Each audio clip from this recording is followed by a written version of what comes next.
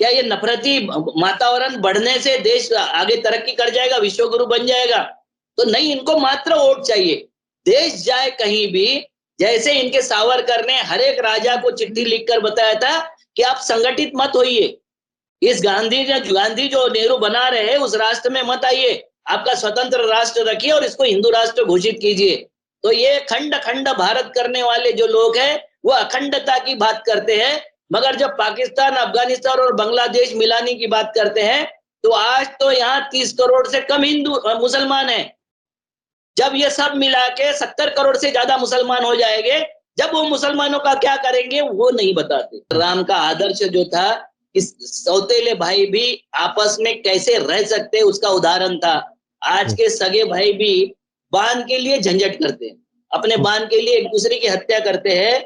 उस देश में ड्रोन मैपिंग से ये बोल रहे हैं कि हम सच कर देंगे, सब झगड़े झंझट सब समाप्त। ऐसे लोगों को नहीं दिया उन्होंने, मोदी जी के जो खास है उनको नहीं दिया, ये रतन टाटा को उन्होंने दे दिया। पुरस्कार देने की वजह उन्होंने जो बताई वो बताई कि सम्मान पॉलिटिकल और पैसे से नहीं मिलता है, रसूख से और पैसे से नहीं मिलता है, तो विश्वसनीयता और वचनबद्धता का प्रतीक होता है सम्मान। ये प्राइम मिनिस्टर वहां का बोल रहे हैं। तो हमारी विश्वसनीयता प्रधानमंत्री की कितनी है, वचनबद्धता कितनी है, भाजपा सरकार की और आरएसएस की वचनबद्धता और विश्वसनीयता कितनी है, वो उनके भक्त बेहतर तरीके से जानते हैं।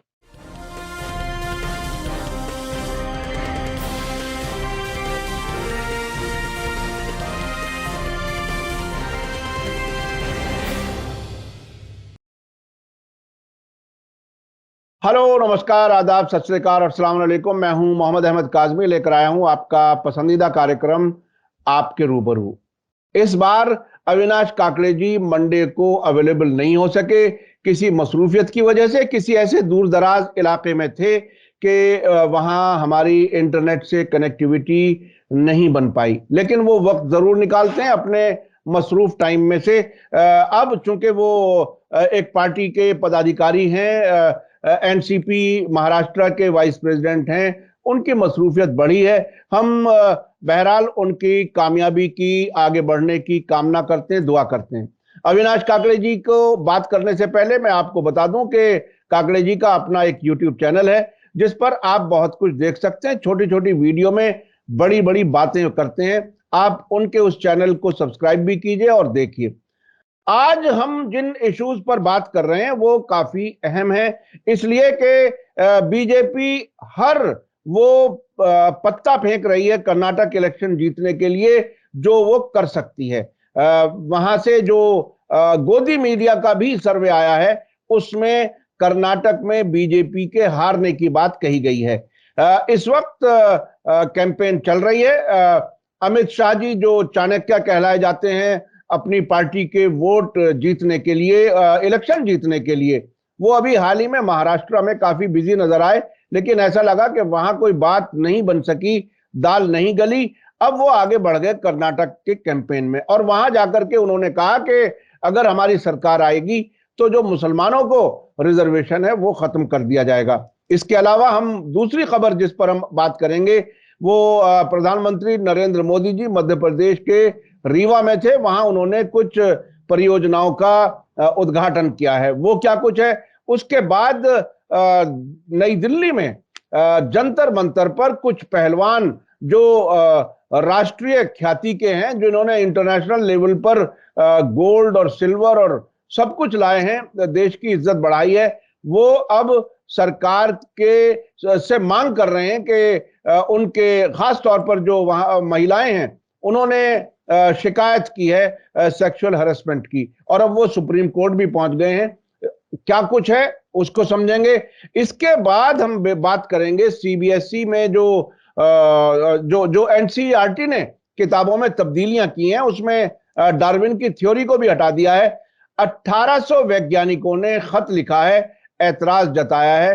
क्या कर रहे हैं सरकार, क्या कर रही है सरकार? लोगों को साइंस के बुनियाद पर सोचना बंद कराना चाहती है, उस पर हम बात करेंगे। इस सिलसिले में हमने अब से पहले बहुत बड़े साइंटिस्ट गौहर रजा से भी बात की थी। अब क्या कुछ है इस पर हम बात करेंगे काकड़े जी से।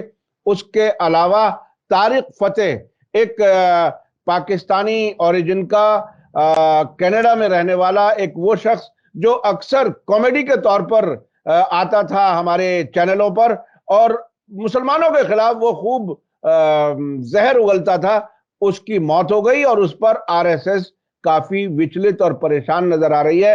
एक मोहरा था जो खत्म हो गया, जिसको वो अक्सर इस्तेमाल करते थे भारत के चैनलों पर, वो बहुत कुछ बोलता था, उस पर हम बात करेंगे। और अगर वक्त रहा तो ऑस्ट्रेलियन प्राइम मिनिस्टर ने रतन टाटा को अवार्ड दिया है, उस पर देखेंगे क्या कुछ है। अविनाश काकड़े जी, वेलकम है आपका। मीडिया स्टार वर्ल्ड को आप समय दे देते हैं।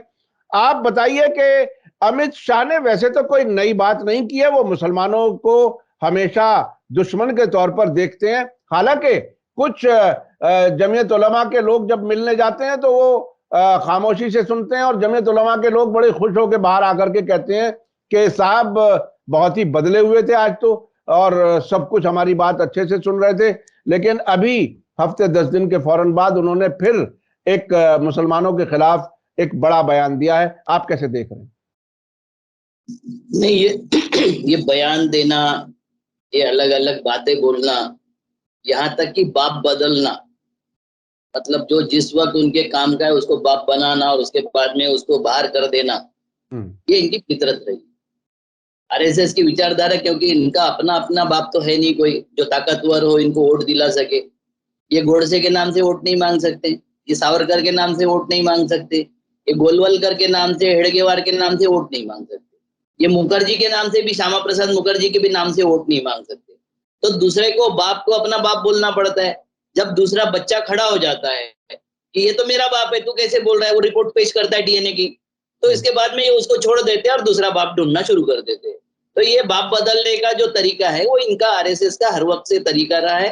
कभी विवेकानंद का नाम लेंगे और किसी का नाम लेंगे, फिर विवेकानंद का समाजवाद और जो ये है किताब शिक्षा और समाजवाद, वो अगर आगे आती है जिसमें उन्होंने पानी पी पी के कट्टरपंथी विचारधारा को गाली दिया तो उन्होंने वो तुरंत छोड़ दिया। अब विवेकानंद का नाम बार बार लेते हुए आप नहीं देखोगे, और जहां लिया उन्होंने आगे आ जाता है उसका। तो ये उनका तरीका है। अब देख लो, अमित शाह जी चामराजनगर गुंडलूपेट के हुबली के रोड शो के बाद जो बात किया, वो बोल रहे हैं कि कांग्रेस तुष्टीकरण करती है, 4% उन्होंने रिजर्वेशन मुसलमानों को दे दिया था, हमने वो हटा दिया। अब कांग्रेस अगर दोबारा आएगी तो फिर से वो आरक्षण देगी, मुसलमानों को आरक्षण देगी, मुसलमानों की बेहतरी के लिए। आपको मालूम है कि अटल बिहारी से लेके मोदी तक हर एक ने मुस्लिम मदरसों को ग्रांट देने का काम और उसको सुधार करने की बात उन्होंने किया है, बकवास। अब पसमंदा मुस्लिम और अशरफ मुस्लिमों का झगड़ा लगाने का काम भी यही लोग कर रहे हैं।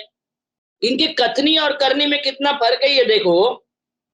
अभी ये यहाँ कर्नाटक में कुछ ऐसे लोग हैं जो नफरती चिंटू है, वो बोलते हैं कि सब अपना अपना कमाते अपना खाते, कोई सरकार किसी को कुछ नहीं देती। मगर मोदी ने हिंदू धर्म को बचाया। मेरे हिसाब से मोदी ने हिंदू धर्म को बचाया होगा। वो साली मुगली सल्तनत सारी की सारी चली गई 700-800 साल की, उस वक्त भी मोदी ने बचाया। अंग्रेजों की सल्तनत आई 150 साल, उसमें भी मोदी ने बचाया। अभी ये जो 60 साल की 65 साल की जो कांग्रेसी और बाकी हुकूमत, इवन अटल बिहारी वाजपेयी की हुकूमत थी, उसमें भी मोदी जी नहीं बचाया। तो मोदी जी तो अवतारी पुरुष है, विष्णु के कलंक के अवतार बने हुए घूम रहे, उनके लोग तो उनकी पूजा भी कर रहे हैं, उनके वैसे फोटो भी आ रहे हैं।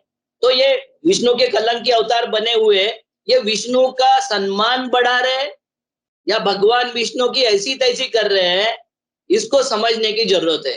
हिंदुओं को मैं आह्वान करता हूं कि इसको समझो। राहुल गांधी जब बेलगामी में जाते हैं तो गन्ना किसानों की समस्या उठाते, 2-3 लोगों को कैसे अरबपति बना रही है सरकार और जनता को कैसे लूट रही है, इसके बारे में बात करती है। किसान मजदूर छोटे वेंडरों की समस्या उठाती है और जीएसटी में सुलभता और सहजता का वादा करते हैं। इन्होंने कोई काम नहीं किया, 9 साल हो गए, वहां भी इनकी सरकार थी। आपको बताऊं, 385 केस जो नफरती चिंटुओं ने हेट्रेड फैलाया था, उसकी 385 केस येदुरप्पा और अभी की जो सरकार है उन्होंने वापस ले लिए। 184 केस तो हेट स्पीच के थे, मतलब वो श्री राम सेना फलानी सेना हमारे नहीं है, वो बोलने वाली जितनी सेनाएं थी या इनके जो नफरती चिंटू थे, उनके सारे केस इनकी सरकार ने वापस ले लिए। आप बताइए कि क्या इससे देश का भला होगा? क्या ये नफरती वातावरण बढ़ने से देश आगे तरक्की कर जाएगा, विश्व गुरु बन जाएगा? तो नहीं, इनको मात्र वोट चाहिए। देश जाए कहीं भी, जैसे इनके सावरकर ने हर एक राजा को चिट्ठी लिखकर बताया था कि आप संगठित मत होइए, इस गांधी जो नेहरू बना रहे हैं उस राष्ट्र में मत आइए, आपका स्वतंत्र राष्ट्र रखिए और इसको हिंदू राष्ट्र घोषित कीजिए।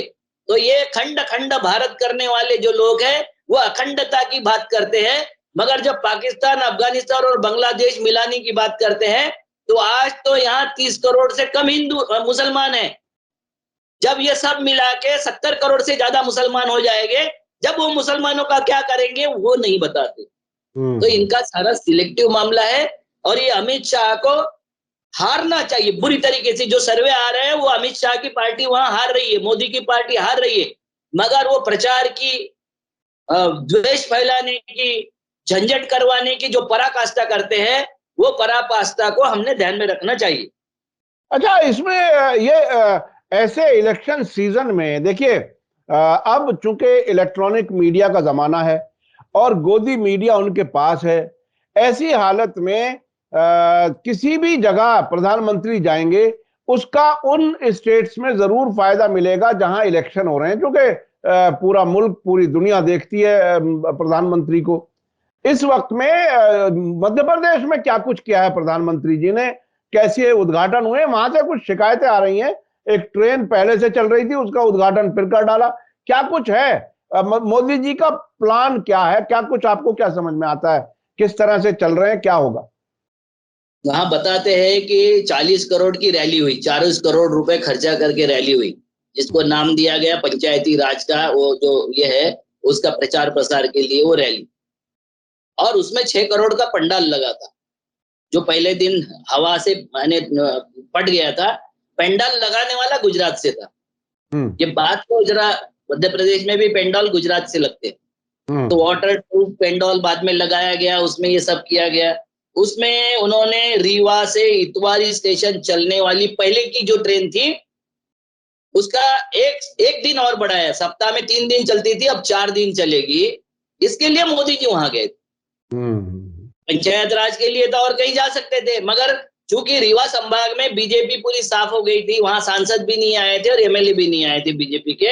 एक एमएलए पूरे रीवा में बीजेपी का और सांसद भी कांग्रेस का है, बाकी के एमएलए भी कांग्रेस के हैं, तो वहां जाके वो अपना ध्वज जमा रहे थे और 40 करोड़ रुपए प्रचार के लिए खर्चा किए कि आने वाले चुनावों में हम प्रचार कैसे कर सकते हैं और हमारी धाक कैसे जमा सकते हैं। उन्होंने ये बताया उस भाषण में, वहां ये बताया कि कांग्रेस ने मात्र 7 गांवों तक ऑप्टिकल फाइबर्स, ये 7 कहां से ढूंढा आंकड़ा मुझे नहीं पता, ये कहीं भी किसी को भी पहुंचा देते। आपको मालूम है सिकंदर को बिहार पहुंचा दिया था, नाली से गैस निकाल लिया था, है ना, वो गणेश जी का ऑपरेशन कर दिया था। तो ये वहां तक उन्होंने बताया कि 7 गांव में ऑप्टिकल फाइबर्स कांग्रेस के जमाने में पहुंचाया था। ये नहीं बताया कि अंबानी ने पहुंचाया था, और अंबानी को ठेका कांग्रेस की सरकार ने दिया था गांव गांव में फाइबर ऑप्टिकल पहुंचाने का, ये नहीं बताया।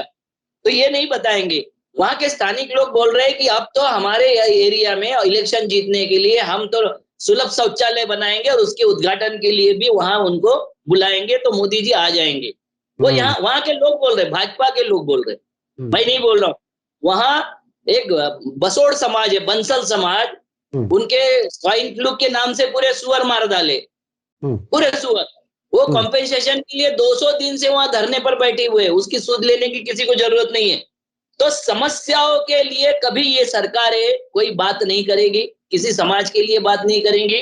मैं उनका दुखड़ा समझ के आया, वो रीवा के जो बंसल समाज के बैठे हुए हैं, मैं बोला भैया तुम तो पौवे में वोट दे देते हो, 200-500 रुपए मिले तो वोट दे देते हो, अब सुअरों का कॉम्पेंसेशन मांग रहे हो, तो आपको कौन नेता तवज्जो देगा?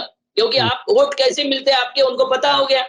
भाई बीजेपी को वोट के सिवा और कुछ नहीं चाहिए, और वोट कैसे मिलते ये पता हो जाए तो किसी को सूद लेने को तैयार नहीं है। ये मोदी जी भूल जाते हैं कि जिस कंप्यूटराइजेशन की और ऑप्टिकल फाइबर की और 2G 3G 5G की बात करते हैं, उसको रोकने के लिए अटल बिहारी वाजपेयी बैलों की बैलगाड़ी पर बैठकर और हाथ में लालटेन लेकर पार्लियामेंट पहुंचे थे। अब तो नहीं चाहते थे कंप्यूटराइजेशन। अब उस वक्त के अटल बिहारी सच्चे थे, या आप जो मनमोहन सिंह जी का और राजीव गांधी का जो सपना बेच रहे हो वो सच हो? कौन सच है आप में से? ये जनता को ढूंढना चाहिए, क्योंकि इन्होंने हर वक्त आधुनिकीकरण का विरोध किया। इनको 5000 पहले हमारे धर्म में कैसा था, हम विश्व गुरु कैसे थे, हमारे भगवान कैसे अच्छे थे, हमारे कर्मकांड कैसे अच्छे थे, हमारे धार्मिक को जो है सारे रीति रिवाज रिचुअल्स वो कैसे अच्छे हैं, और हमको कैसे लौटना चाहिए राम राज्य में, ये बोलने वाले कंप्यूटराइजेशन भी साथ में बोलते हैं तो हंसी के पात्र होते हैं। ऐसा लगता है कि मजाक कर रहे हैं।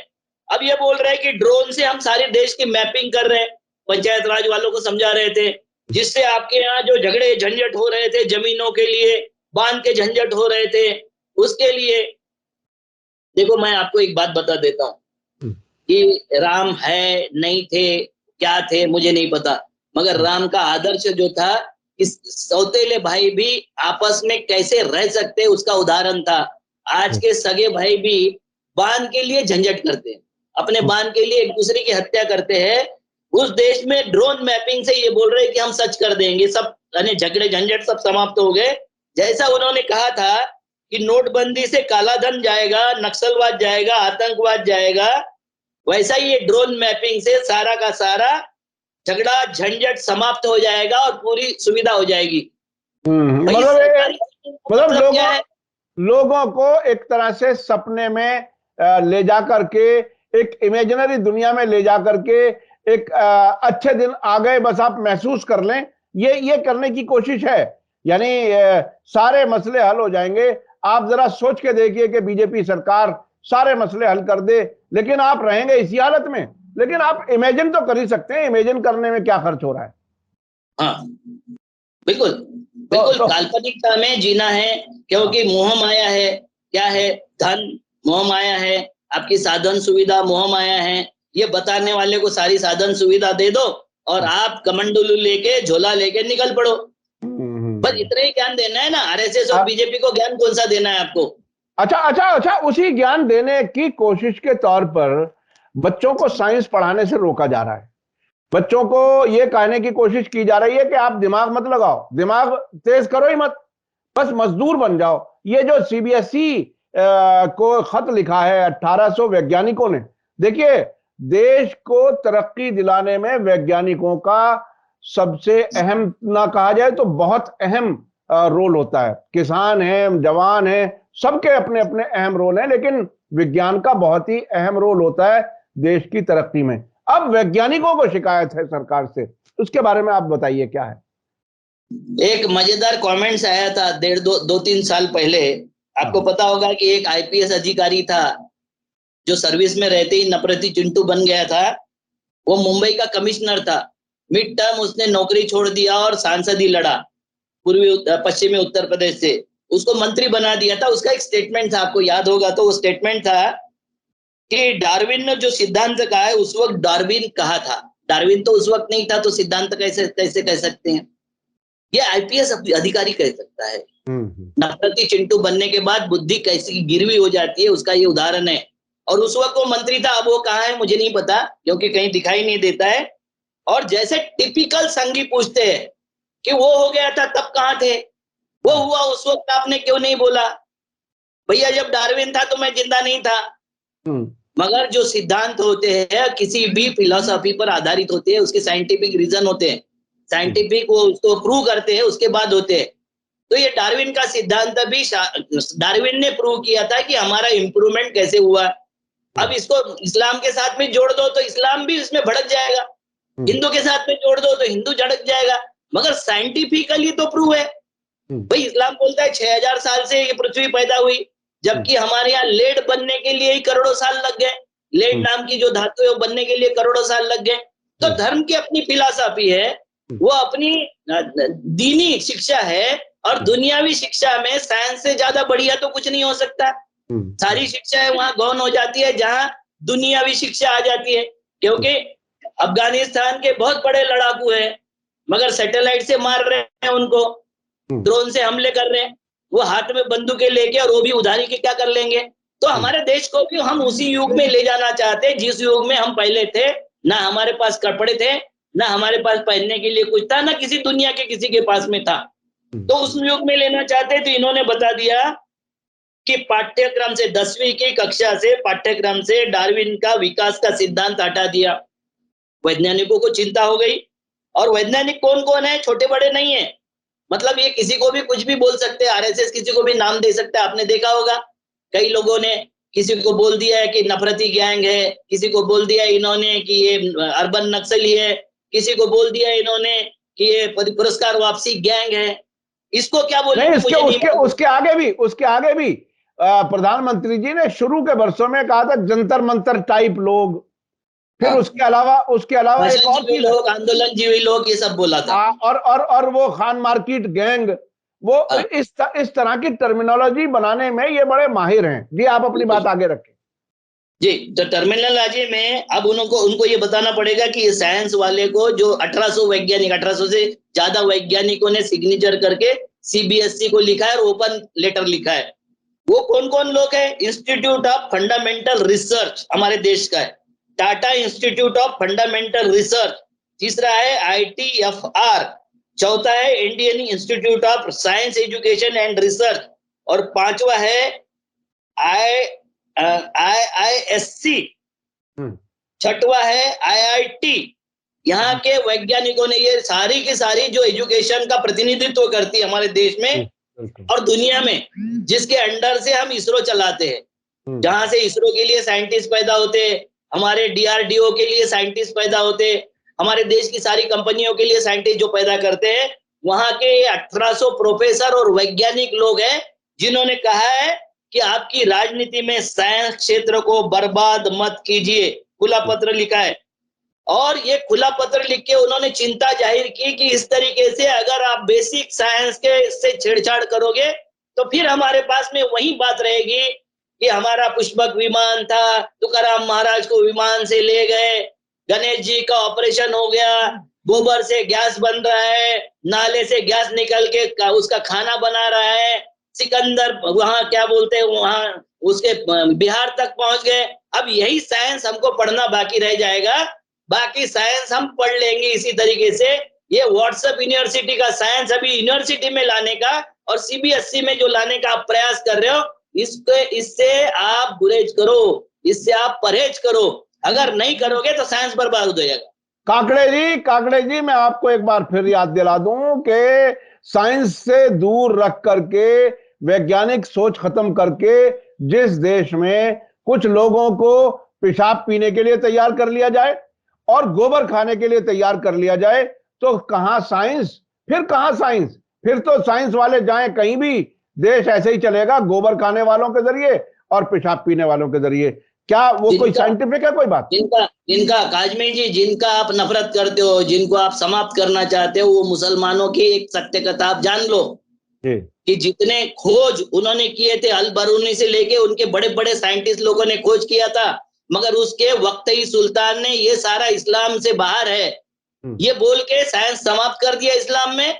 और जब उन्होंने प्रिंटिंग की कला को 200-300 साल इसके खिलाफ है, इस्लाम के खिलाफ है करके प्रिंटिंग नहीं होने दिया किताबों को, आज इस्लाम की अवस्था क्या हो गई। एक आपका ईरान छोड़ दो तो बाकी के सब जगह क्या अवस्था है, कौन सा रिसर्च हो रहा है, कौन सा काम हो रहा है, सिवाय नफरत के और मार काट के कुछ नहीं हो रहा है। तो ये देश भी, हमारा भारत भी इसी तरीके से हम आगे ले जाना चाहते हैं, साइंस हटाना चाहते हैं। उस वक्त का जो बादशाह होगा, आपको पता होगा, आपको बहुत बेहतरीन पता होगा, जिसने साइंस पे रोक लगा दी थी और पूरा इस्लाम का पूरा क्या बोलते हैं उसको पीछे ला लिया था, घसीट के पीछे ला लिया था। अरे मैं आपको याद दिलाऊं कि सर सैयद अहमद ने जब अलीगढ़ में यूनिवर्सिटी कायम की तो उसके खिलाफ लोग इकट्ठे हो गए कि अंग्रेजी पढ़ा रहे हो, इससे तो इस्लाम का नुकसान होगा।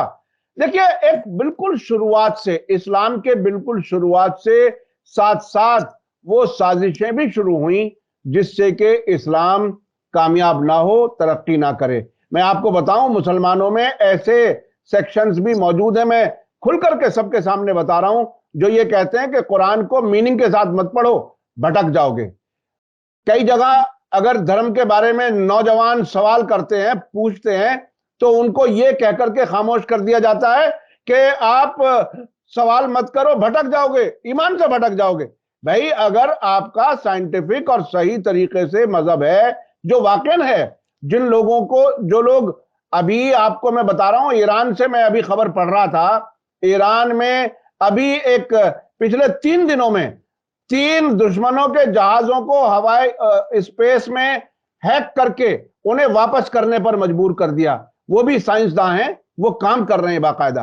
तो मैं ये कह रहा हूं कि इस्लाम को भटकाने के लिए, नुकसान पहुंचाने के लिए, जाहिल रखने के लिए मुसलमानों को बहुत बड़ी साजिश की गई है।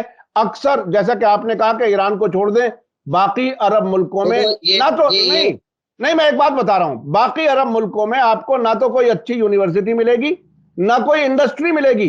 तो तबाह करने का इंतजाम बाकायदा किया गया है, उसको इस्लाम से जोड़ करके लोगों को उसको एक तरह से उकसाने भटकाने के लिए काम किया। जी आप अपनी बात पूरी कर लें। देखो, हर एक धर्म में मूर्खता से पूर्ण है। दीनी शिक्षा और दुनियावी शिक्षा, नैतिकता की शिक्षा तो वहां तक ठीक है। अब अगर हमारे हिंदू माइथोलॉजी में लिखा होगा कि धरती शेषनाग के फने पर टिकी हुई है, और वो फना जब हिलाता है, जब भूकंप आता है, जब जब बाइबल बोलता है कि भाई धरती चपटी है, उसके तरफ चारों तरफ सूरज घूमता है, गैलीलियो के कम क्या हाल कर दिए। मगर उन्होंने बोल दिया है कि धार्मिक शिक्षा अपनी जगह पर। मुसलमान को भी ये सोचना चाहिए, चाहे कुरान में लिखा होगा कि धरती फ्लैट है, सूरज चारों तरफ घूमता है, धरती कहीं घूमती नहीं है, सूरज कीचड़ में डूबता है, ये सब बता दिया होगा, कोई बात नहीं। उस वक्त की जो नैतिक शिक्षा है, दीनी शिक्षा है, उसके साथ में टिप रही है। इसका क्लैश जब होता है ना, जो कौम ने क्लैश नहीं किया वो आगे बढ़ती है। मगर हमारे देश में तो आज हम पढ़ने के लिए उतावले हैं कि शेषनाग के फने पर ही धरती टिकी हुई है। धरती कहीं ग्लोब में नहीं है, इसमें नहीं है, वो पूरे ब्रह्मांड में नहीं है, और वो अपना एक स्थायित्व लेके और स्थिरता के साथ नहीं घूम रही है। तो ये जब पढ़ाओगे बच्चों को, तो उनका जो क्या बोलते हैं उसको, पतन होगा, पूरी तरीके से पतन होगा, उस देश का भी पतन होगा।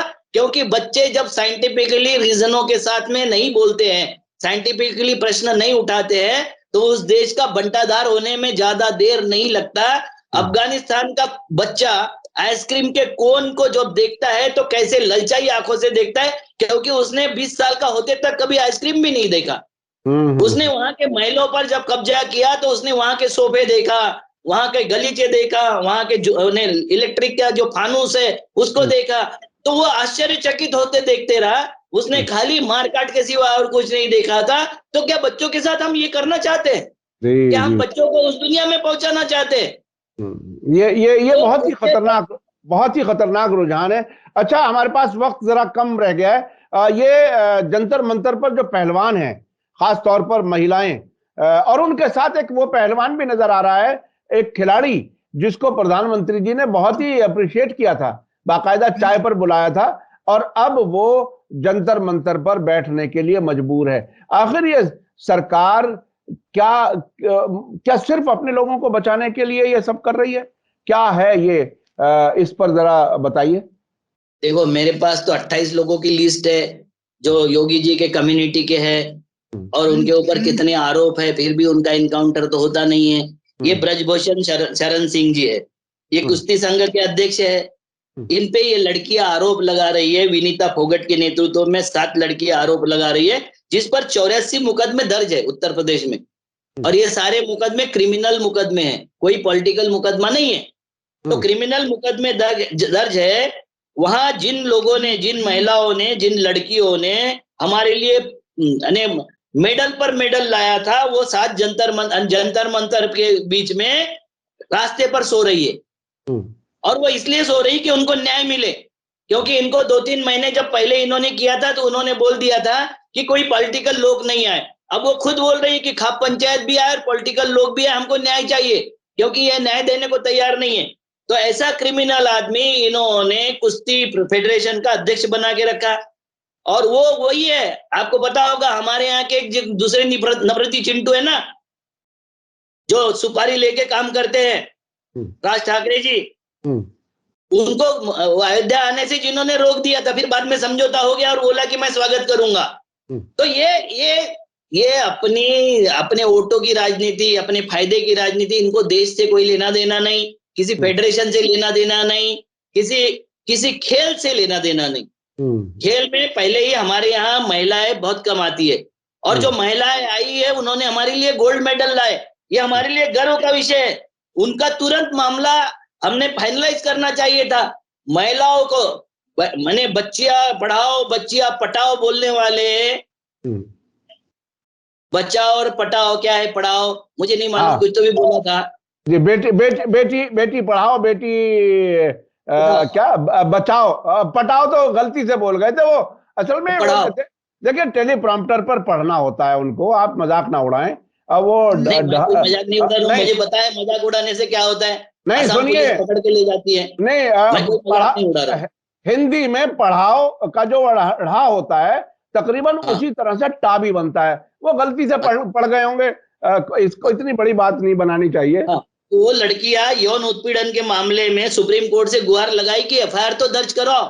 हमारे देश में इतने स्टॉलवर्ड जो आइकॉन है इस देश की, जिनके साथ में मोदी जी भी आपने बताया कि चाय पान करने में गर्व महसूस करते हैं, वो आइकॉन एफआईआर के लिए वहां जंतर मंतर पे बैठी है और सुप्रीम कोर्ट में गुहार लगा रही है। और फिर भी मोदी जी बोलते सब तरफ चांगासी, चारों तरफ बहुत अच्छा वातावरण है, हम देश में अमन शांति ला रहे हैं, चारों तरफ अमन शांति का माहौल है और हम विश्व गुरु बनने के प्लेटफॉर्म के बाहर ही खड़े, आउटर पर खड़ी है हमारी गाड़ी। तो ये आउटर पर खड़ी है, ये आउटर पर ही खड़ी रहेगी। ये जो एक स्लोगन था मोदी जी आएंगे अच्छे दिन लाएंगे, तो वो अच्छे दिन देखिए तकरीबन अब 10 साल होने जा रहे हैं, अभी तक तो लोगों की भूख बढ़ी है और सरकार के खुद अपने कहने के हिसाब से 80 करोड़ से ज्यादा लोगों को 5 किलो गेहूं या अनाज दिया जा रहा है। उस हालत में तो ले आए हैं, आगे आने वाले वक्त में क्या होगा। अब मैं जरा समझना चाहता हूं कि ये आरएसएस का ट्विटर पर बड़ा हंगामा है तारिक फतेह की मौत पर। तारिक फतेह आप लोगों को याद होगा, मैं अपने दर्शकों को याद दिला दूं, मैं अपने वीडियो एडिटर से भी कहूंगा कि वो उनकी कुछ तस्वीरें दिखा दे ताकि आपको याद आ जाए। वो हमेशा उन चैनलों पर, गोदी मीडिया पर अक्सर नजर आता था जिस पर मुसलमानों के खिलाफ मुसलसल नफरत फैलाई जाती है, और वो इतने मजाक उड़ा करके बात करता था और आरएसएस की काम की बातें करता था। अब आरएसएस क्या कह रही है साहब उनके मरने पर? हमें तो किसी के मरने पर खुशी नहीं होती, कभी खुशी नहीं होती का हर इंसान की अहमियत है, उसकी जान, उसके जीवन को बहरहाल हर एक को बचाए। लेकिन इस वक्त क्या कुछ हुआ, आरएसएस इतनी ज्यादा रिएक्ट क्या कर रही है? देखो आरएसएस वो वही तारिक फतेह है जो कम्युनिस्ट विचारधारा के थे, वही तारिक फतेह है जो 2012 तक भारत देश को तोड़ने के लिए उनके कई वीडियो आपको मिल जाएंगे, कई वीडियो कि भारत देश को तोड़ना चाहते। जैसे सावरकर 47 के पहले देश को अलग अलग खंड खंड करना चाहते थे, वैसे तारिक फतेह भी खंड खंड करना चाहते थे। वही तारिक फतेह है कि जिन्होंने आरएसएस की भाषा बोलना बाद में शुरू कर दिया था। आरएसएस की भाषा बोलते थे, वो मुस्लिमों के कट्टरपंथ के विरोध में बात करते थे, अच्छा लगता था। हाँ। मगर वो हिंदुओं के कट्टरपंथ पे कभी नहीं बोले। भाई कट्टरपंथ तो सबका खराब है ना, बिल्कुल, कि मुसलमानों का कट्टरपंथ खराब है और हिंदुओं का कट्टरपंथ बहुत अच्छा हो जाएगा, ईसाई का कट्टरपंथ उससे अच्छा हो जाएगा, ये नहीं हो सकता। कट्टरपंथ सभी का बुरा है। तो वो उन्होंने, तो ये जो आरएसएस का ये है कि हमारा कट्टरपंथ अच्छा है, मुसलमानों का कट्टरपंथ खराब है, उस भाषा में वो बोल रहे थे। उसमें अभी आरएसएस के ट्विटर से बड़ा लंबा मैंने आपको भेज दिया हूं कि जैसा कुछ बाप मर गया इनका, ऐसे मैसेजिंग है। इनके सर कार्यवाह है दत्तात्रेय हंस बोले, उन्होंने भी दूसरे ट्विटर पर लिखा, ऐसा मातम मना रहे हैं कि इनके पिताश्री की मौत हो गई, वफात हो गई इनके पिताश्री की, उस तरीके से मातम मना रहे हैं। जैसा आपको पता होगा कि सावरकर ये जात के है, आरएसएस के जाति के है, मगर विचारों के नहीं थे।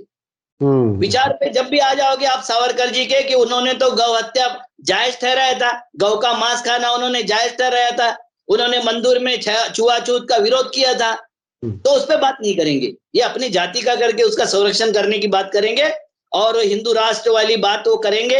हिंदू राष्ट्र उन्होंने जो बोला था कि अलग अलग हो जाए, 572 संस्थान अलग अलग हिंदू राष्ट्र बने, उसकी बात नहीं करेंगे, ये उनको मिलाने की बात करेंगे। ठीक है। और जैसा तारिक फतेह क्या थे, तो इनके जाति के और धर्म के वारिस नहीं है आरएसएस के, मगर 2012 के बाद में इनके विचारों के वारिस बन गए। तो ये सिलेक्टिव बाप बनाते हैं और हर वक्त बाप बदलते रहते हैं अपना।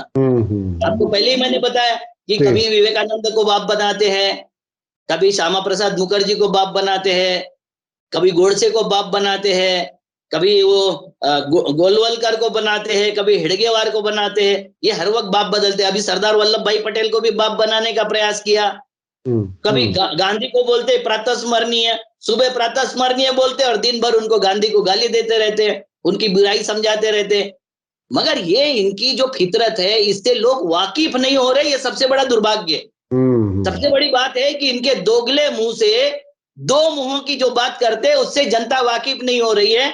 आपको एक बात बता देता हूं कि अभी कुछ लोगों का इंटरव्यू आ रहा था, मैंने देखा, तो वो वहां क्या बोल रहे, बेंगलोर में वो बोल रहे हैं कि देखो भाई, कोई भी सरकार आती है तो कोई किसी को मुफ्त में खाना नहीं देती है, मगर खाने के वक्त सहज मिल जाए, सुलभता से मिल जाए, ढंग का मिल जाए, इसकी तो व्यवस्था कर सकती है ना सरकारें। मगर वो बोल रही है नहीं, कोई नहीं देती, सबको मेहनत करके खाना पड़ता है। मगर मोदी ने हिंदू धर्म को बचा लिया। अब मुगलों से हिंदू धर्म इन्होंने बचाया, सबसे हिंदू धर्म इन्होंने बचाया। हजारों सालों से हिंदू धर्म कोई नहीं बचाया था, फिर भी हिंदू धर्म बचा हुआ है। अब बताइए कैसा है मामला धर्म है।